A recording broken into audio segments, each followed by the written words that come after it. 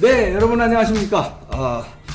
우리나라의 어른이 별로 안 보이는데 그래도 고귀한 어른이 몇 분 계시는데 그 중에 한 분 모셨습니다. 박찬종 변호사님 모셨습니다. 어서 오십시오. 요즘 나라 돌아가는 거. 우선 예. 4년 전에 이 정권 출범 직전까지 예. 여러 방송에 나오셨고 특히 TV조선의 고정 프로를 갖고 계시는데 네. 저도 그 출연한 일이 예, 있는데 그렇죠. 뭐 이게 억압된 이 분위기 속에서 아주 이 자유민주 지키는 천병 중에 천병 역할을 해오시고 계신데 아닙니다. 4년 동안. 그런데 하나도 안 변하시고 오히려 더 연부역강한 모습을 보이시니 제가 우선 그 점에 있어서 감사드립니다. 아유, 부끄럽습니다. 제가. 요즘에 전당대회, 국민의힘 전당대회가 이제 며칠은 안 남았습니다. 당대표도 뽑고 최고위원도 뽑는데, 관전하고 계실 텐데, 어떻게 보고 계십니까? 저는 이번 전당대회에 이준석 요소가 없었다고 한다면, 네. 아주 국민의힘당의 전당대회는 맥도 빠지고 밋밋하고 볼품 없고, 네. 그러니까 정부 여당 문재인 정권이 만세 부르는 그런 아주 밋밋한 상황이 되고 아주 무기력한 모습을 보일 텐데 이게 무슨 하늘이 도왔는지 이준석 돌풍을 일으켰거든. 네. 그러니까 그 돌풍의 의미는 이준석 개인을 향했다기보다도 30대 중반의 국회의원 무경험자 그렇게 해서 여의도 국회라고 하는 것은 뭐 다선 중심으로 따지잖아요. 나도 그렇죠. 뭐 다선 개념이 들어가는 사람인데 그게 하나도 자랑스러울 게 없다. 구태의원하고 좀 심한 말로 하면 썩고 병들고 매너리즘에 빠져 있고 그러니까 이 정권이 아주 거세게 좌파적 성격을 가지고 아주 의지 결합해가지고 이렇게 세게 나가는데 그 대항하는 이 야당이 말이지 이게 웰빙 체질에 젖어가지고 이게 제대로 싸우지도 못하고 무기력하고 이 밖에 있는 오히려 이봉규 동지나 이런 유튜버가 말이지 이 정권 정면 대결해주고 이 사람들은 도대체 이사기는 죽고 있고 그러니까 이게 볼품 없다. 그 안에 대통령 후보를 창출해내겠느냐. 그러니까 이런 분위기였는데 이게 이준석이 등장해가지고 이런 모든 말하자면 이런 분위기를 아주 일신해버렸단 말이에요. 그래서 이 이준석 바람이라고 하는 것은 총체적으로 구태연하고 낡고 병들고 뭐 오랜 정치 생활했다 하는 그것이 하나도 국립민복에 도움을 못 준다라고 하는 것의 어떤 국민들의 폭발 반로점으로 이준석이를 지목하게 됐다. 이준석이가 뭐 괜찮은 당대표 후보라서가 아니라 지금 국민의힘을 완전 심판한 거지. 야, 너 영선이고 이 다선들 다 쓸어버리고 너 영선 네가 아이고 그냥 그거를 심판한 거죠. 그러니까 이준석이가 이쁘고 잘하고 이런 거보다. 그러니까 이준석 후보가 들으면 조금 섭섭할지 모르겠으나 그건 이준석 후보를 지지한다기보다도 그가 상징하는 젊음, 새로운 거, 그 다음에 앞뒤 안 가리고 소신 발언하는 거 이런 것이 구태연하고 낡은 다선 중심의 대비되는 이런 이게 아주 고인 우물물에 좀 비유가 그렇지만은 좀 썩은 것 같아. 그러니까 이것을 대체할 가능성이 있지 않냐 하는 어떤 희망을 줬다 이거지. 그러니까 이준석이가 당 대표가 된다고 희망이 되겠습니까 거기? 그거는 이제 두고 봐야 되는데 그 지혜를 모아야 될 게요. 그 이준석의 파릇파릇한 지금 그 경선과정에서 쏟아내는 그 말 중에 이게 좀 깎을 것도 있고 부추길 것도 있잖아요. 그럼 최고위원도 뽑고 이러니까 이때 유경험자들이 그를 잘 보위해가지고 이준석의 장점을 이렇게 살려내느냐 안 내느냐에 국민의힘당의 명운이 걸렸고 국민의힘당 중심으로 내년 3월 대통령 선거에서 정권 교체의 중심축 역할을 할 수 있을지 없을지가 그런 분위기를 조성해서 믿음직한 모습을 보일 때 그게 성공할 수 있고 아니면 뭐 이준석 바람도 별 수 없구나 이래갖고 잦아들 위험도 굉장히 있다고 저는 봅니다. 그 뒤에는 유승민계가 있는 거예요. 유승민이 이준석이 유승민의 말하자면 뭐 꼬붕이다. 그래서 이제 이준석이가 당대표 되는 게 뒤에서 유승민과 김무성이 조종하는 건데, 그렇게 만약에 당대표가 되면은 그 당이 그 유승민 당이 돼가지고 윤석열 등등이 거기 들어가도 맥을 못 쓸 것이다. 이런 우려도 있습니다만은. 이봉규 TV는 언론 자유가 있으니까 내가 깨놓고 얘기해요. 예, 맞습니다. 그 나경원 후보가 그 얘기를 꺼냈고, 예. 주호영 후보도 그걸 뭐 좀 예. 부추긴 것 같은데, 소도 웃을 얘기지. 예. 이준석하고 유승민하고 무슨 인연이 있다. 세상에 인연 없는 사람이 어디 있어요? 예. 그래, 아버지하고 친구다. 그것도 정계 입문에 유승민 의원이 도움을 줬다. 그러니 이거는 유승민계가 창출되는 거 아니냐? 만일 이준석 후보가 당 대표가 돼가지고 유승민 의원에게 꽃길을 열어주는 듯한 이런 뭐 경선 규정이나 이런 걸 만든다 그러면 이준석은 박살이 나고 국민의힘 당도 박살이 나는 것이지. 그게 어디 될 법한 얘기예요. 그러면 다른 후보들, 중진 후보들 그 뒤에는 줄이 없나? 그러면 그게 그 뒤에는 백이 없어? 줄이 다 있잖아요. 그러니까 이게 뭐 친이계가 모여가지고 우리는 누구를 지지한다. 대표는 누구, 그 다음에 최고위원은 누구 지지하라는 사발통보도 돌리고 하는 그런 세력의 사람들도 있는데, 그러니까 이거는 제가 이 공개적으로 나경원 의원을 나무랐어. 이게 갑자기 이게 지지율이 뜨고 하니까 막 당황해가 어찌할 줄 몰라갖고 자식 같은 나이 아니요? 나경원 의원하고 이준석 의원은 20살도 더 차이가 나고 자식 같은 나이인데 이게 어찌할 줄 몰라가지고 자식 말이야. 같은 나이에요. 예. 그러니까 이 바람 어찌할지 몰라 그런 걸 갖고 쏘아대가 그게 말이 안 되는 소리야. 그건 염려할 필요가 전혀 없어. 하도 그러니까 본인도 이 얘기를 했대. 내가 대표되면 제일 손해볼 사람이 유승민 의원이라고. 그러면은 지금 이제 전당대회 11일 날 하는데 당대표가 70% 당심, 30% 여론조사라고 하는데 당원 전체가 투표를 하는 게 아니라 그것도 70%도 이렇게 뭐 뽑아서 여론조사를 한다는 거예요. 그걸로 대표성이 있겠습니까? 문제가 있는데 제가 그 결론을 예단할 수는 없어요. 누가 될지 아직 모릅니다. 그러니까 누가 대표가 됐으면 좋겠다 이것도 없어. 그러나 이준석 바람은 살려야 된다. 그런 각도에서 본다면 그게 제한 선발된 당원들도 이 바깥의 대세란 걸 아마 느끼고 있을 거예요.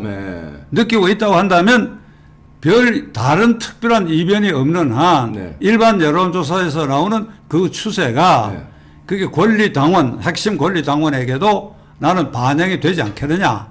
그 정치를 어떤 의미에서 상식이거든. 상식. 그 상식적 판단을 한다면 그 결론도 그렇게 나올 가능성이 높다. 저는 그렇게 봅니다.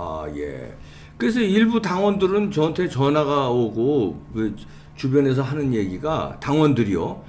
아니 당원이 뭐 몇천만 명 되는 것도 아니고 28만 명인가 30만 명밖에 안 되는데 그 당원은 전체 투표를 왜 안 하고 그거 하는데 뭐 시간도 얼마 걸리지도 않을 텐데 아니 대통령 선거고 국회의원 선거고 다 전체 온 국민 투표하는데 고작 당원 30만 명을 투표를 못하는 정당이 그게 어떻게 그래서 당대표를 뽑냐. 그리고 무슨 당심 70%라고 그러는데 나는 연락 하나도 못 받았다. 이런 분들이 많아요. 내 심정은 어디다 표현하느냐. 이 대표성이 있느냐 이럽니다. 그래서 그게 굉장히 우려되는 부분이에요. 제일 심각했던 것은 96년 그 신한국당 이 앞에 정당, 앞에 뭐 새누리당 뭐 한나라당 전에 신한국당 대통령 후보 뽑을 때 그게 규정이 어찌 되어 있는가 하면 13,500명 이 당원 대표가 투표를 하는데 250개 지역구에서 이 50명씩 대의원이 뽑히면 12,500. 그 다음에 중앙당, 시도당 해서 한 2,000명 해가 한 14,000명을 체육관에 매가 투표를 하거든. 이거는 진짜 야바이 판이야. 그렇잖아요. 지역구에 위원장이 대부분 국회의원이 절반쯤 되고 하니까 그 50명 뽑는다는 게 그냥 명단을 써내가지고 짜고 치는 고소를. 그러니까요. 거기에 비하면 이번 그 뒤에 이게 자꾸 변경되어 와 있는데 굉장히 개방적이야. 그런데 이 개방의 물결을 만일 거부한다? 그럼 국민의힘 당을 보는 눈이 달라지라고 나는 봅니다. 더더구나 이런 제한 제한 선발 책임당원만 투표한다고 한다면 그 사람들 책임을 느끼고 투표를 할 수 있어야지. 네. 그렇지 않고 일반 국민의 보편적 감각에 어긋나는 거 하면 국민의힘당은 볼품 없이 되지. 예. 저는 그 점은 크게 염려 안 해도 되고 네. 그렇다면 내가 누구 이 염두 둔 사람 전혀 없는데 이봉규 TV를 통해 가지고 네. 당신들 이런 국민들이 우려가 있으니까 보편적 생각에서 투표권을 행사하라 이렇게 말하고 싶어요. 네. 하여튼 어떻게든 저 이준석 돌풍이란 건 아까도 말씀하셨지만 다선 의원들 그다음에 뿌리 깊은 정치인들에 대한 불신의 현상이 나타난 거니까 어떻게 보면 정치의 심판이라고 보는데 심판의 한 현상이라고 보는데요. 이것도 이제 이준석 후보가 잘 그 판단해야지 자기가 잘났다고 지금 그러다가는 이제 자기도 망하고 이제 당도 망합니다. 그거는 이제 잘 고려해 주시고 그다음에 들으시는 시청자분들이 우리 이준석을 지지하는 분도 계시고 나경원을 지지하는 분도 계시니까 그거는 취사 선택을 해서 잘 들어주시길 바라고요. 자 이렇게 되면은 이제 전당대회에서 결과가 지금 여론조사하고 달리 나올 수도 있고요. 왜냐하면 당심이 또 움직여서 당심은 그래도 나경원이 안정된 당을 운영할 거 아니냐 이래서 움직일 수도 있고 아니면 지금 돌풍대로 끝까지 갈 수도 있고 그거는 우리가 예산할 수 없습니다만 정당대회 끝나고 바로 이제 정치 스케줄이 대권으로 가요. 이제 윤석열 최재형이 이제 거기로 윤석열은 들어가기로 결심을 굳힌 모양이에요. 그럴 때 어떻게 잘 이게 융화가 되겠습니까? 거기 기존 정치인들과 윤석열이 어디 외부에서 뚝 들어가서 대권 주자가 되는데 이게 잘 통합이 될까요? 새로 되는 당 대표, 네. 이준석 후보가 됐든 나경원이 됐든 당 대표가 지금 해야 할 일은 네. 일단 거꾸로 3월 9일에 반드시 정권 교체가 돼야 된다. 그렇죠. 예. 그게 절체절명의 과제다. 예. 그러기 위해서는 범야권에서 후보가 하나가 돼야 된다. 예. 하나가 네. 지금 우리나라의 진보 보수 그렇게 나누면 안 됩니다. 네. 좌익하고 우익밖에 없어요. 네, 맞습니다. 그러니까 이 좌익 세력이 정권을 잡았는데 이 일부를 극우라 그러거든. 극우. 네. 대한민국 극우 없습니다. 없습니다. 폭력 행사하지도 못하는 극우라고 얘기한다면 가령 일본 모델로 따진다면 민족 자존 국수주의에 기반해 가지고 플러스 폭력 집단을 가져야 돼요. 예.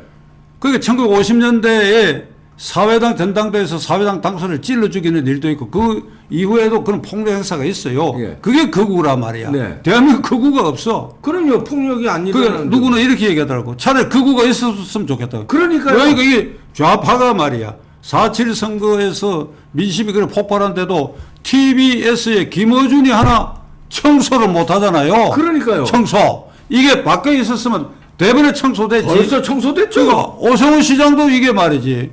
이 점에 있어서 난 굉장히 유감이 어리버리하게 말이야. 그러게요. 그러니까 이게 우파다 이거야. 그러니까 제가 그 다른 생각으로 단일화가 이 로드맵도 마땅치 않고 국민의힘당 중심축도 마음에 들지 않고 이래가 흩어져 나온다. 그러면 다 죽어야 돼. 다 죽어야 돼. 네. 2017년에 네. 홍준표, 안철수, 유승민, 홍준표 25, 안철수 21인가 그렇고 유승민 4, 5% 해가 약 50%, 49점 얼마인데 문재인 후보가 41%야. 네. 만일 이 셋이 딱 뭉쳐갖고 이 굉장히 좌파 위험한 정권이 탄생할 위험이 있다. 그러니까 우리는 하나도 하면 글로 찍어줘요. 그렇죠. 예. 그러니까 이것에 대해서 책임을 현재의 범야 제 세력이 공동으로 느껴야 돼요. 네. 국민의힘당은 물론 홍준표 물론 안철수 물론 유승민 물론 네. 재미뽑기라도 해서 그때 하나가 됐어야 돼. 그러면 이번에 국민의힘당 대표는 3월 9일 이 선거를 야권에 놓치지 않겠다고 하는 절체절명의 사명감을 갖는다 한다면 그 바깥에 있는 사람들을 들어오게 하는 방법이 있고 안 들어와도 좋다. 그럼 국민의힘당에도 원하는 사람 여기에 텐트를 하나 세워줘서 그럼 그 모여가 거기에서 정하는 방식으로 후보를 단일화해라 하는 그 방안까지도 국민의힘당에 제시할 수 있어야 된다 이게. 네. 무조건 우리 당으로 들어와라. 다 들어오면 좋은데 안 들어오는 사람이 있을 때는 그래. 그럼 우리가 이렇게 하면 당신 여기 가담하겠느냐. 절대로 각각 흩어져서 입법하는 거 절대 우리가 용납하지 않겠다.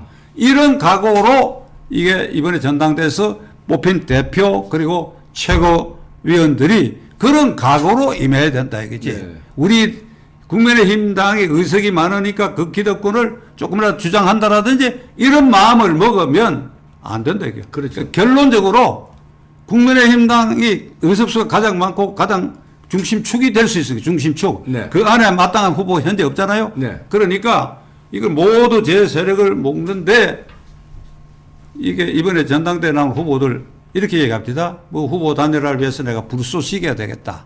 네. 충무공의 상류 12척의 정신으로 임하겠다. 네, 그런 얘기 다 그다음에 하더라고요. 사의적생이고 생의적사의 정신을 하겠다. 네. 제가 어떤 자리에서 그랬어요. 그 말 쓰지 마라. 네. 그게 전부 정치적 수사다. 네. 어떻게 되느냐. 단일화를 만들어내는 과정에 네. 내가 실패하면 죽는다고 얘기해라. 예. 희생자 나와야 돼요. 네. 희생자 나와야 돼요. 이게 대표 됐다, 최고위원 됐다 이런 사람이 나경원 대표는 정계 은퇴 선언한다고 그랬어요. 정계 은퇴하기 전에 죽어라 이야 죽어. 예. 중국의 뭐 중국 공산당 얘기를 인용해서 좀 안 됐습니다만은 이 앞에 장점인 정권 때 그 기울 부장했던 그 주 수상 있었잖아요. 총리. 네네. 그 이제 부패 추방에 이제 앞장선 사람인데. 예? 주울레 말씀하시는 거예요? 아니 주울레 말고 이게. 장점이 요번에 있어요. 장점인데. 예, 예. 그 사람이 집무실에 관을 갖다 놓고. 네.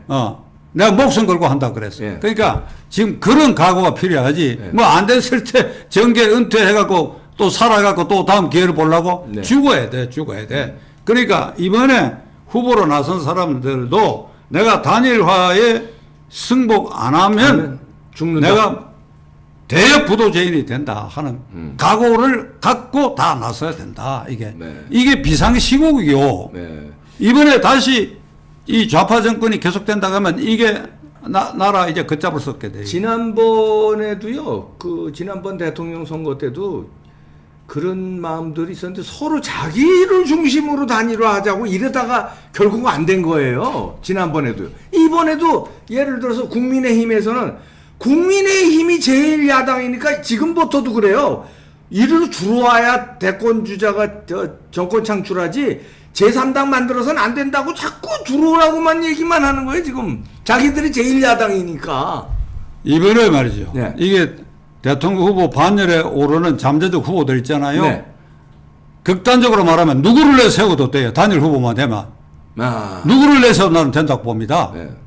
맞습니다. 내가 이게 그냥 농담 같은 얘기 아니라 이봉규 동지가로 단일화해도 된다니까 그래. 예. 에? 아니 저는 싫어하는 사람이 많아서 저는. 아니 내가 80 넘었지만은 말이지 이게 좀 민망한 얘기인데 나를 단일 후보로 해도 틀림없이 당선된다니까. 그렇죠. 단일 후보만 되면 진짜.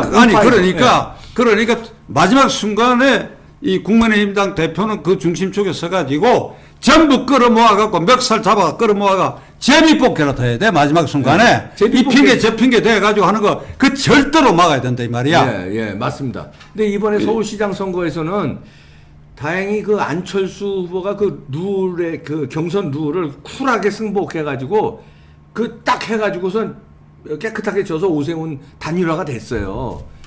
그거는 이제 서울시장 선거인데, 야, 이게 대권에서 복잡하거든요, 방정식이. 이 서울시장 선거처럼 될 수 있느냐 이겁니다. 서울시장 선거도 김종인 비대위원장이 한 꼴이 그게 뭐예요? 내가 뭐 특정을 얘기하는 게 좀 민망하긴 하지만 3자 필승론의 마지막 순간까지 회방 나왔지 않나? 그러니까요. 그리고 선거 과정에서 민주당 박영선 후보에 대해서 직접 공격한 일도 없고 정권 공격한 일도 없어. 예. 그게 순전히 안철수가 선도한 단일화 하겠다는 그것 때문에 이게 단일화가 됐고 예. 아슬아슬하게 됐지. 예. 그 안철수는 그게 희생할 각오를 했던 것 같아. 네, 희생한 거예요. 안철수 입장에서 우리 보면. 그러니까 이번에 대통령 선거 이거는 내 정파 또 내가 잘 되고 못 되고 하는 것이 아니라 대한민국 자유민주 질서 체제가 지켜지느냐 완전히 망가지느냐. 쉽게 간단히 말하면 이게 김정은의 소나기에 빠져 들어가는 정권을 계속 유지할 것이냐 아니냐. 일단 이게 절체절명의 순간이니까 내가 아니고 당신이라도 뭐 여론조사를 해봤다. 내가 압도적이다. 당신은 꼴찌다. 그런데 이게 합의해서 수기해서 잘 안 된다. 그러면 내가 양보하겠다. 뭐가 이래야 돼. 그러니까 그 과정에서 이것이 안 될 때 그런 과정에서 국민의힘 당 대표는 목숨을 걸어라 이 말이야. 근데 걸을 사람들 걷지 않아서 걱정입니다. 그게 지금 우리 이 대표 앞에서 이게 그래도 여전히 언론 자유는 있지만은 공개 방송이니까 내가 더 심한 말을 못 하겠는데 그 당 대표 되는 사람이 몸에 뭘 하나 지니고 다녀야 돼. 흉기를 지니고 다니라 이거야. 그래서 자신과 그다음에 자녀가 불응하는 자를 향한 흉기를 지니고 다녀라 이거야. 그러니까 그런 각오를 해야 된다. 이거야. 흉기 지닐 각오로 여차하면 내가 죽고 아니면 남도 찌를 수 있는 그런 결기 없으면 말이죠. 이 정권 못 묻었더래요. 그렇죠. 저들의 적들이 얼마나 사악하고 집요하고 응집력이 강한 상대니까 그런 비장한 각오를 해야 되는데 야, 내가 지금 이준석이가 흉기를 그거 할수 소지하라 있을까? 하는 나경원 얘기를 대표가? 공개적으로 늘 말을 삼갔는데 여기 아니 이 프로에서 내가 그 얘기 진짜 아니 말 우국 충정의 그 뼈저린 말씀이라고 지금 받아들입니다 저는. 그만큼 긴박하다 이런 얘기 그런 각오가 네. 불쏘시개를 뛰어넘고 충무공의 상류 12척의 정신을 뛰어넘고 진짜 그 사회적 생활의 각오를 해야 된다 이 말이야. 지난번에 저는 그 아쉬운 게 그 우리 저 박찬종 변호사님께서 그 광화문 연단에서 연설하셨는데 저는 그게 딱 와닿았어요. 우리가 인간띠로 청와대를 쫙 그냥 포위하자. 인간띠로 그냥 딱 스크램을 짜서 그래서 무너뜨리자. 그거 못한 게 천추의 한이 됩니다. 그때 10월 3일 날 수백만 명이 광화문 광장서부터 서울역 광장까지 꽉 메웠어요. 그게 스크럼으로 그냥 갔으면 그 무너뜨린 거 아닙니까 그때? 난 진짜 천추의 한입니다 지금. 지금 그때보다 민심이 더 부글거려요. 그러니까 광화문 아침에 일로 통과해서 왔는데 저게 코로나 핑계로 덮어놨거든. 이것만 없다고 한다면 오늘이 목요일이니까 이번 토요일 일요일 날도 청와대 띠 두를 수 있어. 그러니까 광화문 광장 꽉 메운다 이지. 꽉 메우다 보면 이쪽 그 청와대 들어가는 이쪽 길하고 저쪽 뒷길하고 경복궁 삥 돌아서 사람이 꾸역꾸역 밀려 들어가면 결국 청와대 쪽으로 향하게 되고 그 경찰관이 발포할 수 있습니까? 꾸역꾸역 밀려 들어간대. 꾸역꾸역 밀려 들어가면 어떻게 되느냐? 이제 청와대 그 앞에 큰 창살 정문 있잖아요. 그것도 그냥 무너지는 거지. 아무리 새 창살이라도. 그러면 비서동 건물도 전부 창문이 그냥 저절로 깨지는 거 아니에요. 뒤에서 미니까 우지작 소리 나면서 그 앞에 있는 관저까지 밀려 들어가는 것이지. 거기다 대고 발포를 하겠어요? 겁나서 그러면 뭔가 대통령이 결단을 하겠지. 그러니까 그런 민심은 지금 여전히 살아있다 이거야. 아니 그때 그게 10월 3일이 절호의 기회인데 그걸 놓치니까 이자들이 어떻게 했냐면요. 3일절 날 3월 1일 날요. 이번 금년에 이야 골목골목이 지금 박찬종 변호사님이 한 대로 그 인간띠로다가 메울 것 같으니까 골목골목이 전경 그다음에 전경 차 바리케이트 갬새끼 한 마리 못 마리 그 효자동 그 청운동 일대를요 완전히 쌌어요. 그 진짜 갬새끼 한 마리 못 들어갔어요.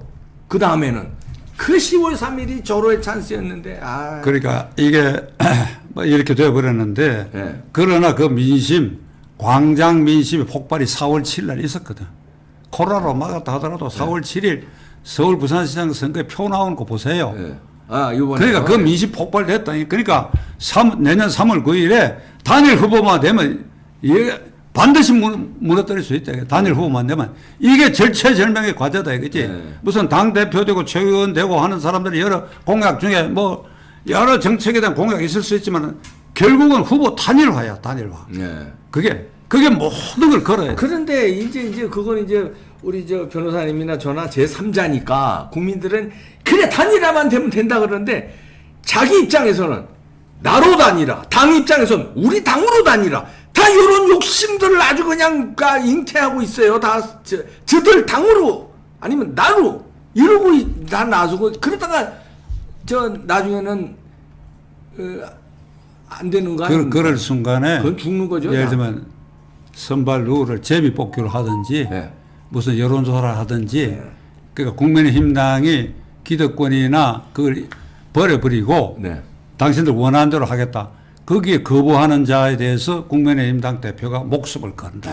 그래서 아까 목숨을 건다. 이게 그래서- 말로 하면 안 된다. 이게 그래서 아까 말씀하신 말로 안 불박한 된다. 심정, 말로 안 될 때는 흉기를 지녀라. 목숨을 걸어야 된다. 목숨을 진짜 말로 거는 게 아니라 흉기를 지녀라. 아, 가령 그걸 끝까지 고집하는 사람이 국민 여론조사상으로는 후순위다. 그럼 1, 2순위가 그래 그렇게까지 당신들이 양보 못하고 그렇게 한다면 내가 그만두겠다는 그런 사람을 만들어내야 된다 이거야. 그런 사람을. 그러든 오히려 그 여론조사 면에서 약자를 공개하는 게 아니라 강자를 이렇게 했는데 당신이 양보해라 말이야. 그럼 그 표가 다 일로 가게 돼 있거든 그게. 예. 그러니까 이런 각오로 지난번에 안철수가 그런 각오로 양보를 멋지게 한 거예요. 사실은 저 서울시장 선거에서.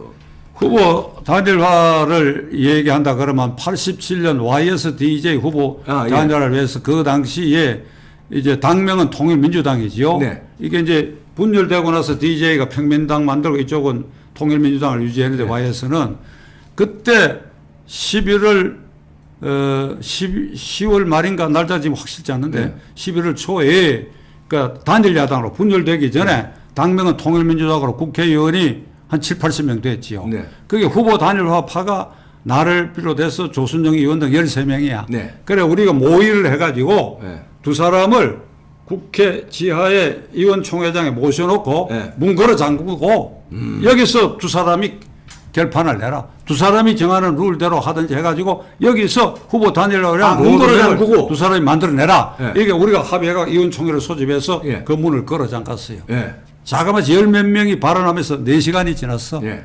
야, 이게 되는가 보다. 이게 둘을 공격하는 거지. DJ, YS를 앉혀놓고. 그렇죠. 그게 헌정사상 처음 있었던 일이야. 예, 예. 유력 후보를 그 당시만 하더라도 그 둘은 대통령 출마 면허를 가진 사람들 아닙니까? 그렇죠. 단일화만 되면 무조건 된다고 그 생각하는 국민적 거죠. 면허를 가졌지. 예. 그러니까 두 사람이 내가 나가도 내가 이런 판인데 그러나 이렇게 되면 노태우 후보에게 표가 가려서 진다는 게 우리 눈에 보이는데 이 사람들 눈에 안 보이는 거야. 그러니까. 그래 놓고 이제 4시간 좀 지내는데 이게 어찌 됐냐면 내가 이러면 안 되겠어요. 예. DJYS를 편의상 AB, BA를 표시해서 그 A, B 중에 한 사람이 네. 4시간쯤 지나 전화 오시는 거 같은데 좀 네? 꺼주셔야 돼.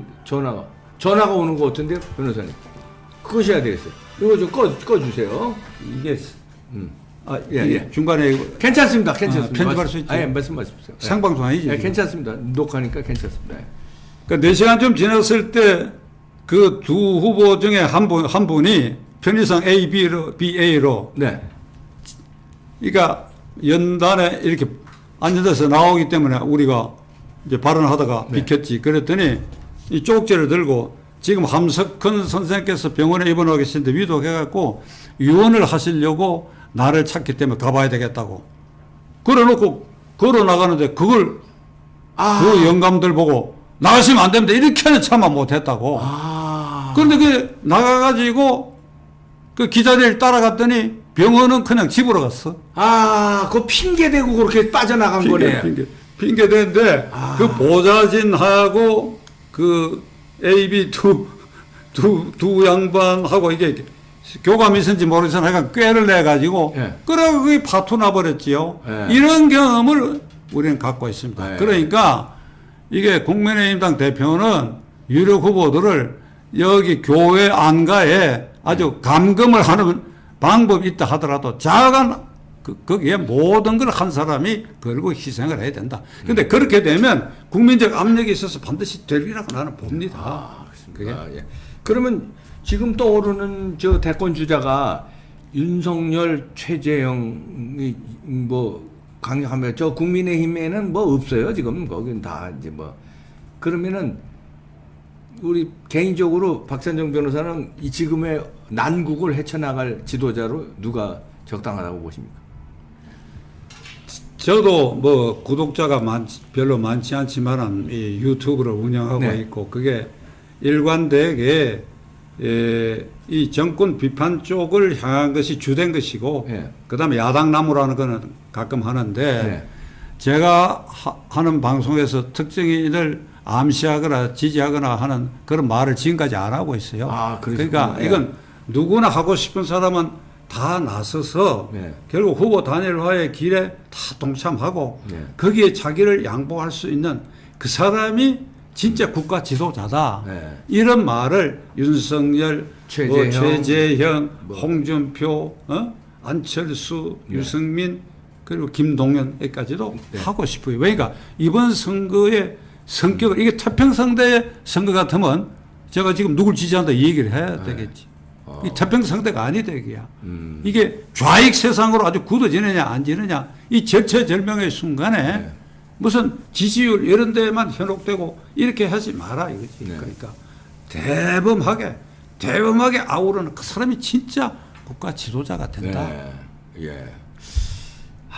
그러면 정권 교체 이거 민심으로 보면 이제 확실한데 이게 여러 가지 변수가 있어요. 단일화가 안 되느냐 아니면 뭐 또 여러 가지 또 저쪽에서 무슨 예를 들어서 무슨 갑자기 선거 전에 무슨 뭐 돈을 왕창 뿌린다든지 아니면 남북 무슨 저 정상회담 하면서 막 이상하게 막 부품 공작을 한다든지 변수가 있는데 그래도 정권 교체는 쉽게 되리라고 예상하십니까? 아니면 저 한번 잡은 저 사악한 집단이 놓을까요? 저렇게 국민 민심이 그렇다고 놓을까요?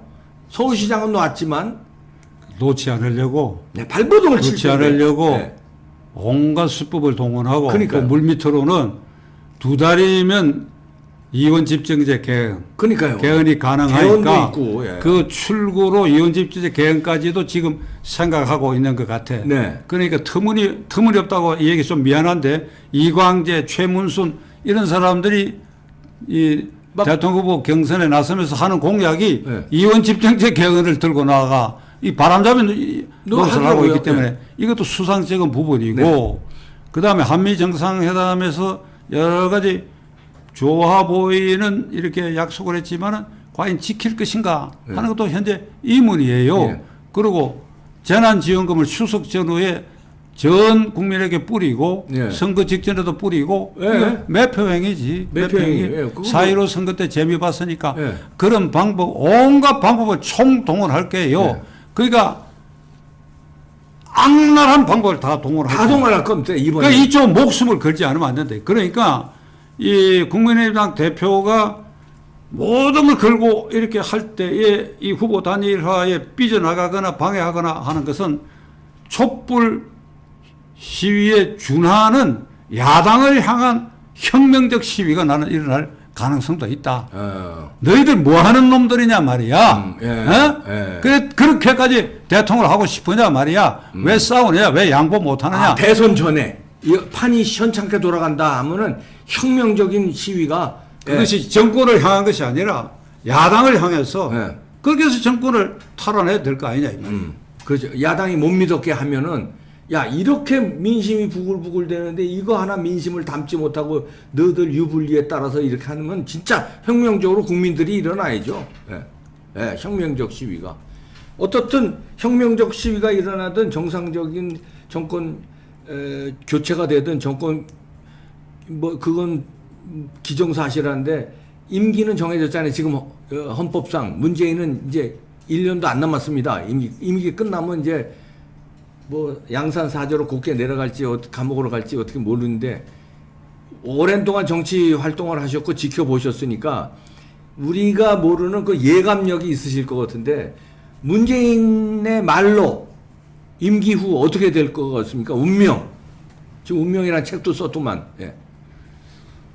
문재인 대통령 퇴임 후가 평안할 수가 없지요. 예. 왜 그래? 역대 박근혜 이명박 대통령이 지금 4년째 감옥에 들어있지 않습니까? 그들에게 씌워진 형사처벌 여러 가지 이 처벌에 해당하는 네. 그 범죄 사실 그 행적에 비해서 네. 그보다도 더 엄청난 일이 현재까지 드러난 것으로 저질러져 있고 네. 또 잠복하고 있는 여러 흉흉한 대통령 관련 된 정보, 특히 대통령과 정권 실수들과 관련된 예. 그러한 부정부패 정보들이 서초동 주변에서 흘러다니는데 예. 이게 헌법과 형사소송법에는 검사는 범죄 혐의가 있을 때는 수사에 착수해야 된다 했어요. 예. 그러니까 고소 고발을 받거나 아니면 수사 일을 받거나 해야죠. 하지 않더라도 예. 인지 사건 그러니까요. 예. 이게 풍문이지만은 이게 합리적 의심이 충분하다 하면 내사 그렇죠. 소문 안 나고 일단 조사를 하고 그러고 증거가 나오면 그렇지. 그다음에 이제 사건 번호를 붙여가지고 네. 공개 수사를 하는데 네. 지금 내사 단계까지 해야 할 일들이 너무 많죠. 굉장히 예. 이게 소문에 돌아다니 이런 걸 합쳐보면 이명박 박근혜 대통령 특히 박근혜 대통령에게 과해진 그런 범죄 사실보다 더 엄청나다. 네. 우선 하나는 문재인 대통령은 울산시장 부정선거 사건의 총지휘자 아닙니까? 그럼요. 그건 다 나왔어요. 그 피할 길이 없어요. 네. 그러니까 좌파가 정권을 잡고 방심해갖고 내가 대통령이 됐으니까 나의 오래된 선배, 나의 한 몇 살 차이 있으니까 형이라고 하는 송철호 변호사가 꼭 한번 시장에 당선되는 걸 보고 싶다. 소원이다라고. 그게 명령이지, 그게. 그럼요. 그리고 밑에 다 움직였잖아요, 네. 현재.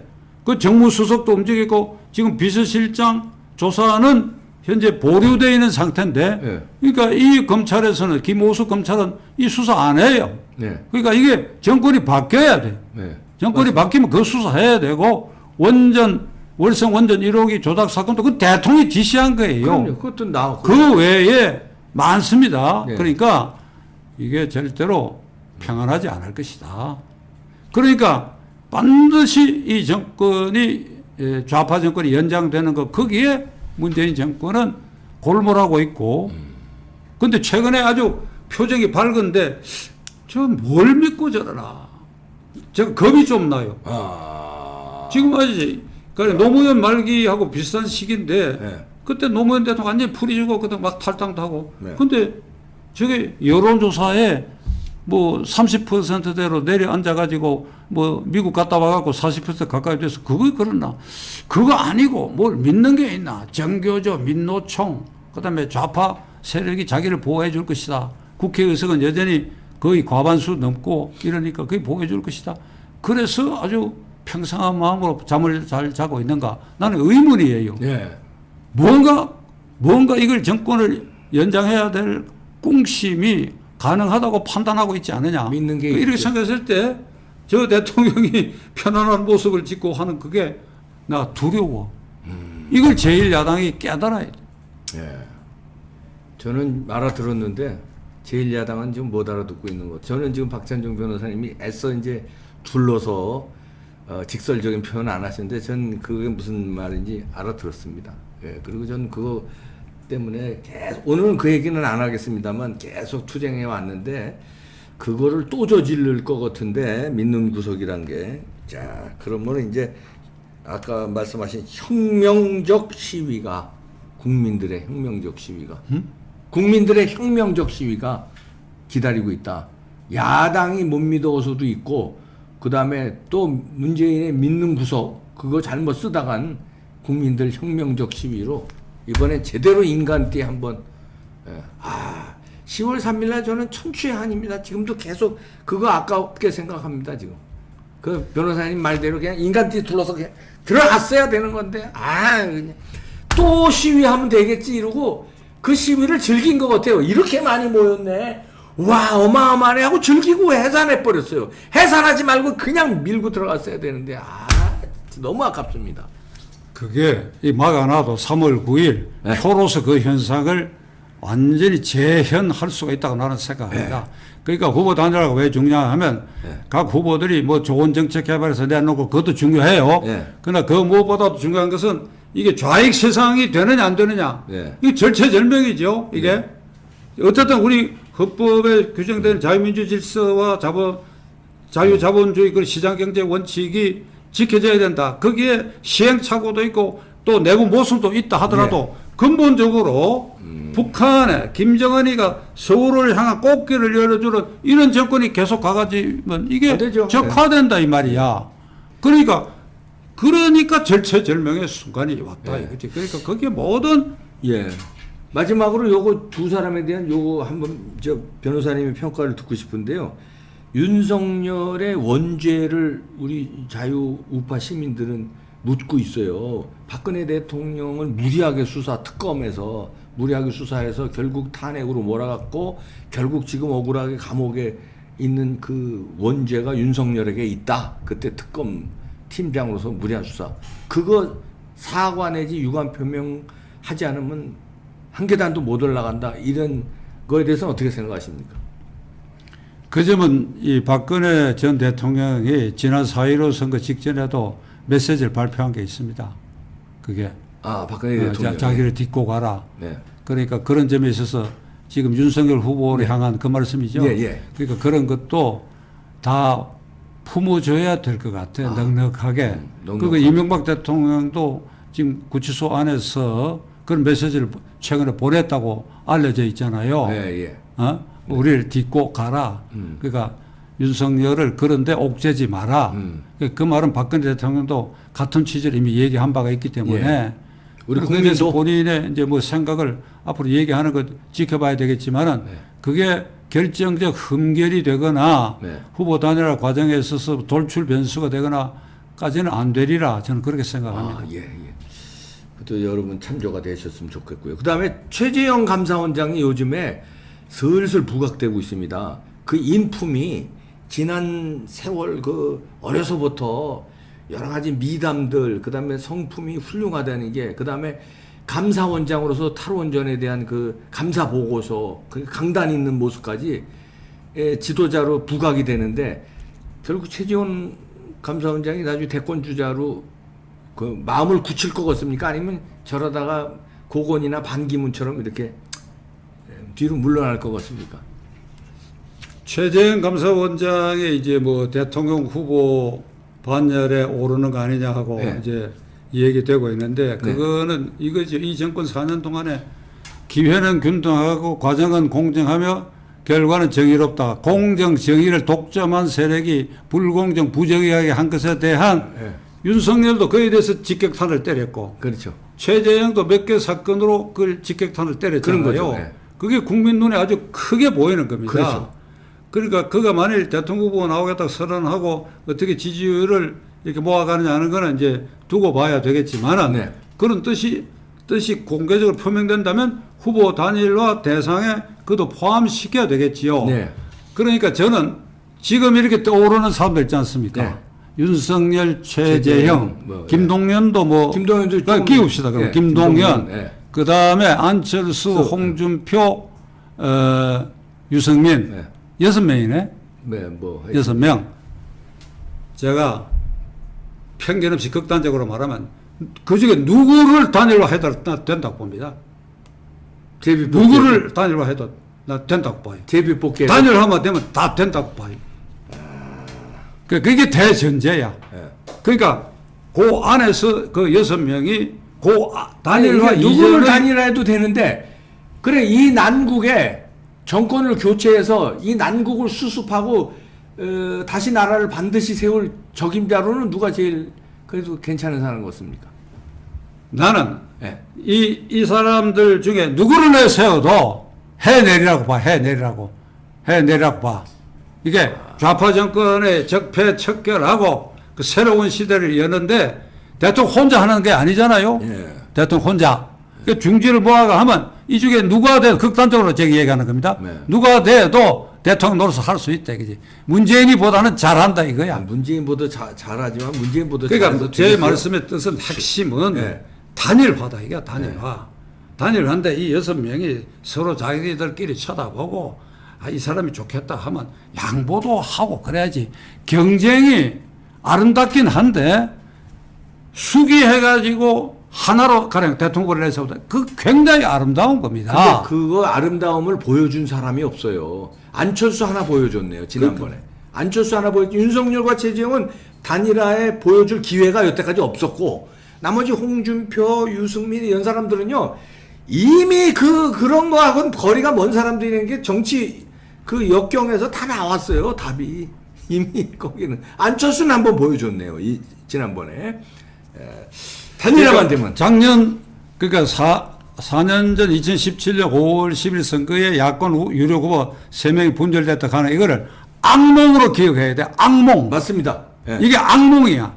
이게. 악몽이에요, 악몽. 그것 때문에 지금 나라가 이렇게 된 거예요. 그때 단일화를 아름답게 지금 절체절명의 순간으로 여기고 했으면 문재인 정권 탄생 안 됐죠. 그럼 우리나라 국민들 고통 안 받았죠.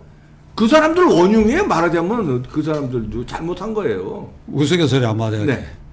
그러니까 87년 YSDJ가 분열될 때 네. 통일민주당이 분열대가 네. 평민당 만들고 그랬을 때 단일화 해야 된다. 단일화 안 해가 이게 노태우 후보 노태우가 됐잖아요. 됐죠. 예. 그래 김영삼 후보가 내건 게 군정 종식이고 네. 김대중 후보도 비슷한 걸 내걸었어요. 예. 웬걸 이렇게 전두환 대통령의 동맹군이 투표로 대통령 만들어놨잖아요. 그러니까요. 예. 그 분열해가 그래 됐는데 그래도 그 분열로 노태우가 탄생해갖고 좌익 정권은 안 됐으니까 천만다행이야. 그렇죠. 그런데 이번에는 2017년 그러지 않았다. 그 분열이 무서운 결과를 갖고 왔다 이게. 그 이번에 또 분열한다면 이 희망이 없다. 네. 지금 특히 제1야당인 국민의힘에 있는 저기 분들이 뭐 야마가 없나? 네? 야마가 있습니다. 아까 야마. 나왔습니다. 야마 내가 나왔습니다. 뭐 얘기해 드리면 될까? 네. 아니, 야마 나왔습니다. 아까. 나왔어? 네, 마지막으로 하실 말씀 있으면 해주세요.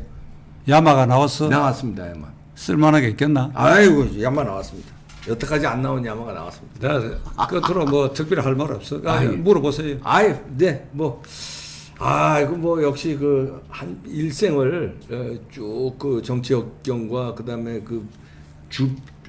뒤에서 조언해 주시고 실제로 또 해주고 한 그 관록이 또 이 지금의 그 말하자면 그 아사리판인 그 국민의힘에 큰 도움이 됐으면 좋겠습니다. 저 명심하시고 단일화 이끌고 미랄이 되겠다는 마음으로 당을 이끌고 당심도 그래야 되고 지도자들도 그러길 바랍니다. 네. 이봉규 동지가 모처럼 불러주셔서 감사를 드리고 이게 자유민주 체제를 지켜야 되겠다고 하는 선봉에 선 이봉규 동지를 비롯한 유력 유튜버들이 이 내년 4월 9일 선거에 야권이 반드시 후보로 단일화 된다고 하는데 초점을 맞춰가지고 네. 국민을 알리고 국민이 그러한 결단을 내리게 해서 야권의 압력을 가할 수 있는 이런 분위기 조성에 우리 앞으로 계속 노력해 주시기를 간절히 부탁드리겠습니다. 네. 뭐 미력이나마 뭐 저는 그냥 직업이 방송이니까 열심히 방송하겠습니다. 오늘 어려운 시간 내주셔서 고맙습니다. 박찬종 변호사님이었습니다. 감사합니다. 고맙습니다. 네.